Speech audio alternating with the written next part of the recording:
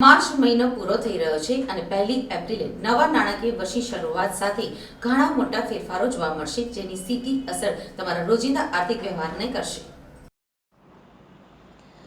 NPS એકાઉન્ટમાં login કરવા હવે તમારે 2 ફેક્ટર વેરિફિકેશન કરવું પડશે.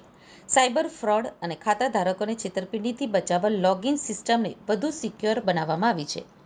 બદલાયેલ નિયમ 1 એપ્રિલ 2024થી લાગુ પડશે.